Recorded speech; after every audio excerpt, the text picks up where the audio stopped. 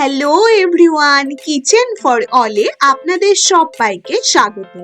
আজকে আমি আপনাদের জন্য নিয়ে চলে এলাম কাঁঠালের মালপোয়ার রেসিপি। কাঁঠাল দিয়ে তো অনেকেই কাঁঠালের বড়া তৈরি করেছেন। একবার কাঁঠালের মালপোয়া অবশ্যই এই প্রসেসে তৈরি করেই দেখবেন। ভীষণ টেস্টি হয় এই মালপোয়াগুলো খেতে।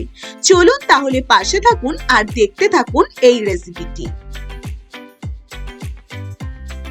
প্রথমেই নিয়ে নিচ্ছি একটি বাটিতে বড় কাপ দিয়ে 1 কাপ কাঁঠালের পাল্প। খুব ভালো করে একদম পাল্পটাকে আমি করে নিয়েছি। এবার 1 বাটি কাঁঠালের পাল্প নিয়ে নিলাম একটি বাটিতে। এবারে তাতে নিয়ে নিতে হবে হাফ কাপ ময়দা, নিয়ে নিচ্ছি 1/4 কাপ কি তার চেয়ে একটু হালকা সামান্য কম সুজি, ঝরঝরে সুজি। যেহেতু কাঁঠাল খুব মিষ্টি তাই আমি এখানে বড় চামচ দিয়ে 2 চামচ চিনি নিয়েছি।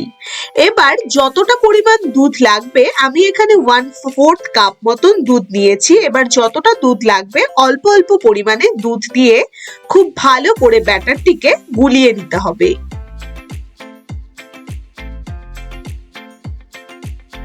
এখানে 1/4 কাপ পুরোটাই লাগবে। আমি অল্প অল্প করে নেব আর খুব ভালো মতন ব্যাটারটিকে তৈরি করব।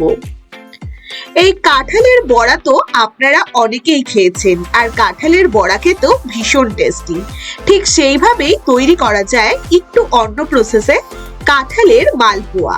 আপনারা কিন্তু একবার এই কাঁঠালের মালপোয়া তৈরি করলে নিজেরাই বুঝতে পারবেন যে কতটা টেস্টি হয় এই মালপোয়াগুলো খেতে।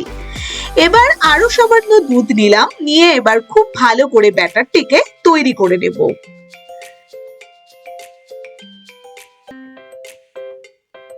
যেরকম মালপোয়ার ব্যাটার হয় ঠিক সেইভাবে ব্যাটারটিকে তৈরি করে এবার তাতে ওপর দিয়ে নিয়ে নেব 1 চামচ এলাচের গুঁড়ো আর 1 চামচ মৌরি। খুব ভালো করে দিয়ে এবার খুব ভালো মতন গুলিয়ে নিতে হবে। খুব ভালো করে আবারও একটু গুলিয়ে নিন। খুব ভালো মতন দেখুন সবকিছু আমি মিশিয়ে নিয়েছি। এবার একদমই যেন দানা দানা না হয়ে থাকে, একদম এইভাবে তৈরি করে নিতে হবে ব্যাটারটিকে। এবার সাদা তেল আমি গরম করতে বসিয়ে দিয়েছি। খুব ভালোভাবে সাদা তেলটা গরম হয়ে এলে এবার তাতে 1 হাতা ভরে ভরে মালপোয়াগুলো দিয়ে দিতে হবে। এবার মালপোয়াটা দিয়ে একটুক্ষণ 2 মিনিট মতন ওয়েট করুন। এবার 2 মিনিট বাদে আস্তে আস্তে আরেকটি সাইড উল্টে দিন। মালপোয়া তো আপনারা সকলেই বিভিন্ন ভাবে তৈরি করেছেন, একবার না হয় এই স্টাইলে কাঁঠালের মালপোয়া তৈরি করেই দেখবেন। ভীষণই টেস্টি হয় এই কাঁঠালের মালপোয়া, একদম অন্য স্বাদের। খুব ভালো মতন দেখুন বেশ সুন্দর একটা লালচে লালচে কালার এসেছে দুটো সাইডেই। এবার দুটো সাইড ভালো মতন হয়ে গেলে এবার তেল থেকে ছেড়ে তুলে নিন টিস্যু পেপারের ওপর।